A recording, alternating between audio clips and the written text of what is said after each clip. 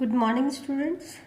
In our last lecture, we have started the topic of plant movements, and we categorize plant movements into two categories: movement of locomotion and movement of curvature. So today we will discuss about movement of locomotion. बेटा movement of locomotion में क्या होता है, पूरा का पूरा जो organism होता है या उसका कोई भी सेलुलर कंपोनेंट होता है वो एक जगह से दूसरी जगह पे मूवमेंट करता है। मतलब क्या कह रहे हैं हम, होल ऑर्गेनिज्म या तो पूरा का पूरा ऑर्गेनिज्म या फिर एट सेलुलर कंपोनेंट, इसके जो सेलुलर कंपोनेंट होते हैं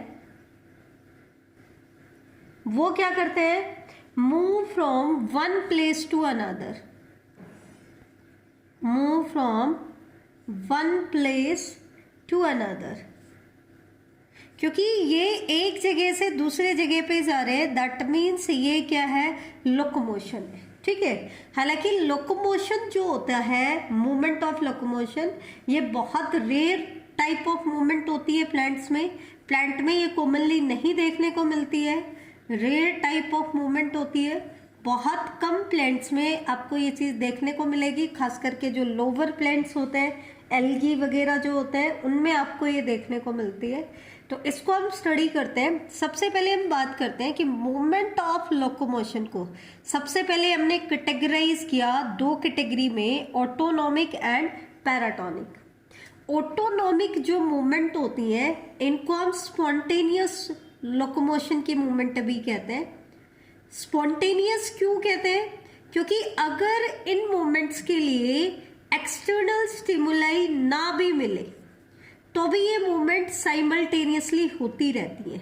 ठीक है, क्यों होती रहती है, क्योंकि इन मूवमेंट्स के लिए एक्सटर्नल स्टिमुलाई की जरूरत नहीं होती है। स्टिमुलाई जो चाहिए वो क्या चाहिए, कोई इंटरनल फैक्टर चाहिए होता है, और इंटरनल फैक्टर ऑर्गेनिज्म के पास होता है तो उसको किसी के ऊपर डिपेंड रहने की जरूरत नहीं है। इसलिए ये जो मूवमेंट ऑफ लोकोमोशन होती है दे आर स्पॉन्टेनियस।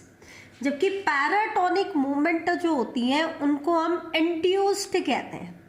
इनको इंड्यूस कराना पड़ता है, स्टिमुलेट कराना पड़ता है। क्यों, क्योंकि इनके लिए जो स्टिमुलाई चाहिए वो स्टिमुलाई क्या है, कोई एक्सटर्नल फैक्टर है। जब तक इनको ये एक्सटर्नल फैक्टर नहीं मिलेगा तब तक ये मूवमेंट ऑफ लोकोमोशन नहीं होगी। इसलिए इनको हम कहते हैं इंड्यूस्ड, और ऑटोनॉमिक कहलाती है स्पॉन्टेनियस। ठीक है, पैराटोनिक मूवमेंट ऑफ लोकोमोशन को बेटा टैक्टिक मूवमेंट भी कहा जाता है। टैक्टिक भी बोल देते हैं या टैक्सिस भी बोल देते हैं। ठीक है, तो ये चीज ध्यान रखना। टैक्टिक मूवमेंट क्या होती है, these are those paratonic movement of locomotion which require external factor as a stimuli. जिनको क्या चाहिए, कोई एक्सटर्नल फैक्टर चाहिए एज ए स्टिमुलाई, तो ऐसी मूवमेंट को हम क्या कहते हैं, टैक्टिक मूवमेंट कहते हैं। यहाँ पर ये चीज बड़ी इंपॉर्टेंट है, इसको हम आगे डिस्कस करेंगे। ठीक है, सबसे पहले हम बात करते हैं ऑटोनॉमिक मूवमेंट की। पहले हम इसको डिस्कस कर लेते हैं, उसके बाद पैराटोनिक मूवमेंट को डिस्कस करेंगे। तो ऑटोनॉमिक मूवमेंट को हमने फर्दर तीन कैटेगरी में डिवाइड किया है, ciliary movements, amoeboid movement and third है साइक्लोसिस मूवमेंट, या फिर इसको स्ट्रीमिंग मूवमेंट ऑफ साइटोप्लाज्म भी कह सकते हैं, क्योंकि इसमें जो साइटोप्लाज्मिक कंटेंट होता है वो स्ट्रीमिंग को शो करता है। क्या शो करता है, स्ट्रीमिंग शो करते हैं। तो सबसे पहले देखो सीलियरी मूवमेंट, यहाँ पर जो लोकोमोशन हो रही है उस लोकोमोशन में कौन हेल्प कर रहा है, या तो सीलिया या फिर फ्लैजिला। तो अगर ये movement of locomotion due to presence of cilia और फ्लैजिला हो रही है तो वो मूवमेंट ऑफ लोकोमोशन क्या कहलाएंगी, सीलियरी मूवमेंट कहलाएंगी। अब ये होती किस किस में है, ये होती है बेटा क्लेमाइडोमोनास, एल्गी है, आपको पता है। क्लेमाइडोमोनास में हमने स्टडी किया था कि इसके अंदर क्या होता है, फ्लैजिला होते हैं, तो वो इसकी हेल्प करते हैं। दैट मीन्स ये सीलियरी मूवमेंट करता है। सिमिलरली जो आपका वॉल्वॉक्स होता है, एल्गी जो होता है, ये भी सीलियरी मूवमेंट करता है। ठीक है, या फिर फ्लैजिलेटेड और ciliated रिप्रोडक्टिव स्ट्रक्चर्स, ये हमने पढ़ा था 9th क्लास में कि जो लोअर प्लांट्स होते हैं, एल्गी, ब्रायोफाइट, ठीक है, इनके अंदर हमने क्या पढ़ा था कि जो गैमीट्स होते हैं वो मोटाइल होते हैं, ठीक है, वो क्या होते हैं, मोटाइल। क्यों होते हैं मोटाइल? या तो उनके ऊपर सिलिया होते हैं या क्या होते हैं, फ्लैजिला होते हैं। ये हमने डिस्कस किया एल्गी में, ब्रायोफाइट में, टेरिडोफाइट्स में। नॉन मोटाइल मेल गैमेट आपको कहाँ देखने को मिले थे, एंजियोस्पर्म में। बाकी जो लोअर प्लांट ग्रुप है उनमें आपको कैसे गैमेट्स देखने को मिले थे, मोटाइल, ठीक है। तो जो भी मोटाइल मतलब फ्लैजिलेटेड या सीलिएटेड रिप्रोडक्टिव स्ट्रक्चर्स हैं वो भी क्या शो करेंगी, सीलियरी मूवमेंट शो करेंगी। सेकेंड चीज आती है अमीबोइड मूवमेंट। अमीबोइड मतलब अमीबा की तरह की मूवमेंट। और अमीबा कैसे मूवमेंट करता है, फॉल्स फुट की फॉर्मेशन करता है जिसको हम कहते हैं सूडोपोडिया, ठीक है। तो ऐसी मूवमेंट आपको कहाँ देखने को मिलती है, मिक्सोमाइसेटीज के मेंबर्स में। मिक्सोमाइसेटीज के मेंबर में क्या होता है, दे हैव नेक्ड प्लाज्मोडियम, इनके पास नेक्ड प्लाज्मोडियम होता है, which moves by producing pseudopodia, which moves by producing pseudopodia। और सूडोपोडिया से मूवमेंट किस में होती है, आपकी होती है अमीबा में। तो दैट मीन्स यहां पर भी जो मूवमेंट हो रही है वो किसके जैसी हो रही है, आपके अमीबा के जैसी हो रही है। इसलिए इस मूवमेंट को हम कह रहे हैं अमीबोइड मूवमेंट। कैसी मूवमेंट, अमीबोइड मूवमेंट, ठीक है। अब हम बात करते हैं तीसरे टाइप, साइक्लोसिस या स्ट्रीमिंग मूवमेंट ऑफ साइटोप्लाज्म। इस मूवमेंट में क्या होता है बेटा, किसी भी सेल के अंदर जो साइटोप्लाज्म होता है ना, दैट मीन्स प्रोटोप्लाज्म की हम बात कर ले, साइटोप्लाज्म और आपका इसके अंदर जितनी भी सेल ऑर्गेनेलीज हैं वो क्या करती हैं, मूवमेंट करती हैं अराउंड द वैक्यूल। तो वो मूवमेंट क्या कहलाती है, इनकी साइक्लोसिस मूवमेंट होती है। मतलब cytoplasm including cell organelles moves around the vacuole. किसके अराउंड मूवमेंट करता है, वैक्यूल के अराउंड मूवमेंट करता है। अब क्वेश्चन ये आता है कि वो सेंट्रल वैक्यूल के अराउंड मूवमेंट करता है या छोटे छोटे वैक्यूल के अराउंड मूवमेंट करता है। तो उसके बेसिस पर इसको हम दो कैटेगरी में डिवाइड कर देते हैं, रोटेशनल एंड सर्कुलेशनल, ठीक है। तो साइक्लोसिस आपकी दो टाइप की होगी, रोटेशन और सर्कुलेशन। रोटेशन में क्या होता है, जो प्रोटोप्लाज्म मूवमेंट कर रहा है, साइटोप्लाज्म प्लस सेल ऑर्गेनेली, वो एक सेंट्रल वैक्यूल के अराउंड मूवमेंट कर रहे हैं, या तो क्लॉकवाइज या एंटी क्लॉकवाइज, कैसे भी कर सकते हैं। लेकिन वो मूवमेंट किसके अराउंड कर रहे हैं, एक सेंट्रल वैक्यूल के अराउंड मूवमेंट कर रहे हैं। तो आपका सारा का सारा साइटोप्लाज्म क्या कर रहा है, रोटेशन कर रहा है। क्या कर रहा है, रोटेशन कर रहा है, ठीक है। क्लॉकवाइज भी कर सकती है, एंटी क्लॉकवाइज भी कर सकती है, लेकिन आपका साइटोप्लाज्म किसके अराउंड मूवमेंट कर रहा है, सेंट्रल वैक्यूल के अराउंड। तो ये मूवमेंट आपको देखने को मिलती है कारा जो एल्गी होता है, हाइड्रिला में भी देखने को मिलती है, एक्वाटिक प्लांट होता है। वैलिसनेरिया ये एक्वाटिक एंजियोस्पर्मिक प्लांट है, वैलिसनेरिया एंड हाइड्रिला, ठीक है, फ्रेश वाटर प्लांट है। इनमें क्या देखने को मिलती है कि इनके सेल के अंदर जो साइटोप्लाज्म होता है वो सेंट्रल वैक्यूल के अराउंड मूवमेंट करता है, या तो क्लॉकवाइज या एंटी क्लॉकवाइज। दैट मीन्स ये रोटेशनल मूवमेंट कर रहा है। सर्कुलेशन में क्या होता है, सेल का जो साइटोप्लाज्म होता है वो छोटे छोटे वैक्यूल्स के अराउंड मूवमेंट करता है, या तो क्लॉकवाइज या कैसे, एंटी क्लॉकवाइज। तो एक से ज्यादा वैक्यूल के अराउंड, सेंट्रल वैक्यूल के अराउंड नहीं कर रहा है, एक से ज्यादा वैक्यूल के अराउंड मूवमेंट कर रहा है। तो अलग अलग वैक्यूल्स हैं तो कोई पर्टिकुलर डायरेक्शन नहीं होती, लेकिन हम क्या कह रहे हैं कि साइटोप्लाज्म क्या कर रहा है, रोटेशन कर रहा है। क्या कर रहा है, रोटेशन। यहां पर क्या बताया बेटा मैंने, cytoplasm move around many smaller vacuoles, या तो क्लॉकवाइज या एंटी क्लॉकवाइज। कैसे भी कर सकता है, क्लॉकवाइज भी कर सकता है और एंटी क्लॉकवाइज भी कर सकता है। ऐसी मूवमेंट हमें देखने को मिलती है स्टैमिनल हेयर्स ऑफ, स्टैमिनल मतलब स्टैमिना से रिलेटेड, स्टैमिनल हेयर्स ऑफ ट्रेडस्कैंशिया।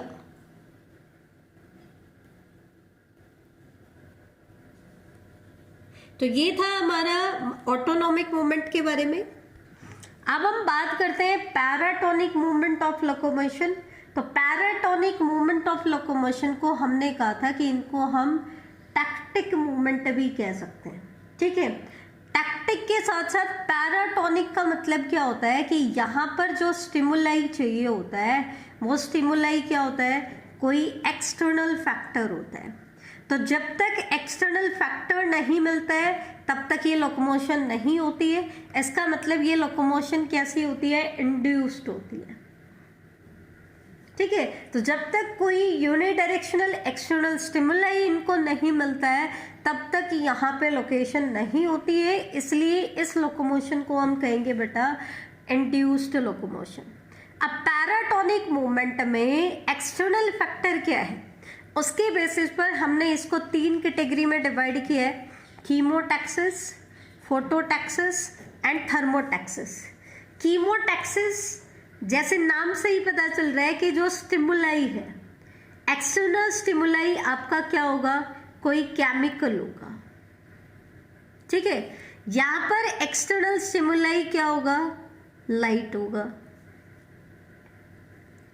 और थर्मो वर्ड किसके लिए होता है, टेम्परेचर के लिए। दैट मीन्स यहाँ पर जो एक्सटर्नल फैक्टर का काम कर रहा है वो कौन कर रहा है, टेम्परेचर कर रहा है, ठीक है। तो अगर किसी टैक्टिक लोकोमोशन में एक्सटर्नल स्टिमुलाई का काम कोई केमिकल कर रहा है, दैट मीन्स लोकोमोशन जो हो रही है वो केमिकल के इन्फ्लुएंस में हो रही है, तो उस टैक्टिक मूवमेंट को हम क्या बोलेंगे, कीमोटैक्सिस। क्या बोलेंगे बेटा, कीमोटैक्सिस, ठीक है। ये हमें कहाँ देखने को मिलती है, 2 एग्जाम्पल मैं आपको बताऊंगी। एक तो अगर हम बात करें ब्रायोफाइट्स एंड टेरिडोफाइट्स की, किसकी बात करें, ब्रायोफाइट्स एंड टेरिडोफाइट्स की अगर हम बात करें तो ब्रायोफाइट और टेरिडोफाइट्स में जो मेल गैमेट्स होते हैं,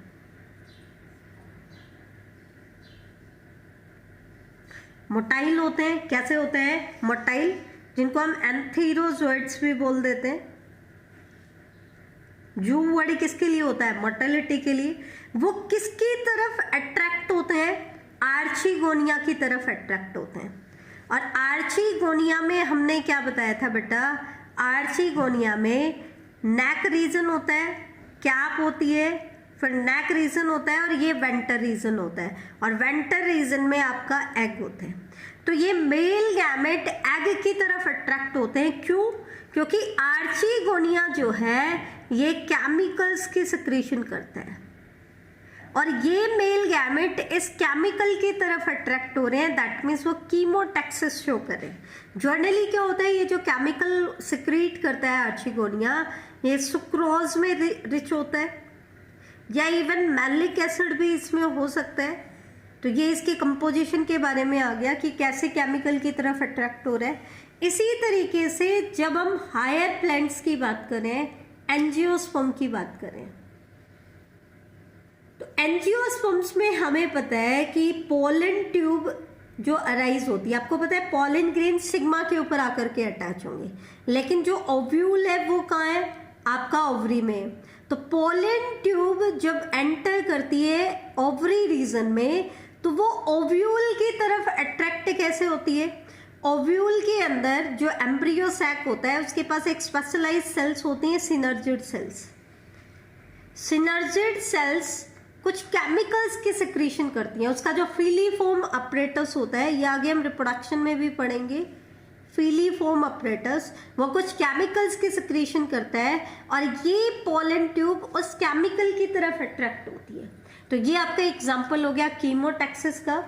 अब हम बात कर लेते हैं फोटोटैक्सिस।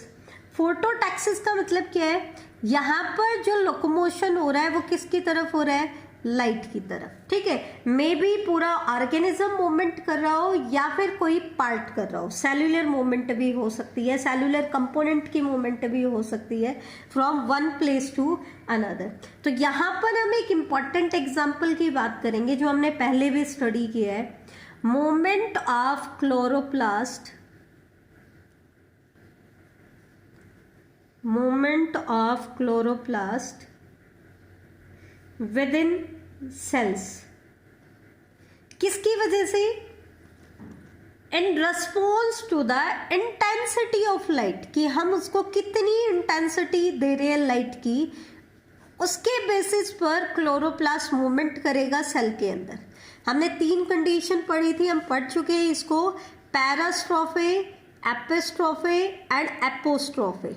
पैरास्ट्रोफे में हमने क्या पढ़ा था कि अगर हाई लाइट इंटेंसिटी होती है तो जो क्लोरोप्लास्ट होता है वो लाइट इंटेंसिटी के पैरेलली अरेंज हो जाते हैं, ऐसे अरेंज हो जाएंगे ताकि लाइट इंटेंसिटी के क्या रहे, पैरेलल रहे, ठीक है। और एपिस्ट्रोफे में हमने पढ़ा था कि अगर लाइट इंटेंसिटी लो रहती है तो जो क्लोरोप्लास्ट की अरेंजमेंट होती है सेल में वो कैसी होती है, लाइट इंटेंसिटी के परपेंडिकुलर होती है। और एपोस्ट्रोफे में जब मॉडरेट लाइट इंटेंसिटी होती है तो क्लोरोप्लास्ट ऐसे ही रैंडमली डिस्ट्रीब्यूट हो जाते हैं, ठीक है। तो ये फोटोटैक्सिस की मूवमेंट हम स्टडी कर चुके हैं। हाई लाइट इंटेंसिटी में पैरेलली अरेंज हो जाएंगे, लो लाइट इंटेंसिटी में परपेंडिकुलरली, और मॉडरेट में रैंडमली डिस्ट्रीब्यूटेड हो जाएंगे। लास्ट टाइप आती है थर्मोटैक्सिस मूवमेंट। दैट मीन्स यहाँ पर जो मूवमेंट ऑफ लोकोमोशन हो रही है वो किस वजह से हो रही है, यहाँ एक्सटर्नल स्टिमुलाई का काम कौन कर रहा है, टेम्परेचर कर रहा है, ठीक है। एग्जाम्पल क्या है इसका, जैसे हम ऑब्जर्व करते हैं पानी के अंदर मूवमेंट ऑफ एल्गी। एल्गी जो मूवमेंट करता है जनरली कहाँ से कहाँ मूवमेंट करता है, colder water to warmer water की तरफ मूवमेंट करता है। क्यों? क्योंकि यहाँ पे टेम्परेचर कम है और यहाँ टेम्परेचर क्या है, हाई है, तो यहाँ टेम्परेचर के अकॉर्डिंग मूवमेंट हो रही है, तो इसको हम बोलेंगे थर्मोटैक्सिस मूवमेंट। तो बेटा ये हमारा मूवमेंट ऑफ लोकोमोशन आज कंप्लीट हो जाता है। इसमें टैक्टिक मूवमेंट बड़ी इंपॉर्टेंट है, खास करके कीमोटैक्सिस एंड फोटोटैक्सिस, इसको ध्यान से करना, टैक्टिक मूवमेंट इंपॉर्टेंट है। तो ये हमारा कंप्लीट हो गया। नेक्स्ट लेक्चर में हम स्टडी करेंगे movement of curvature. Thank you बेटा।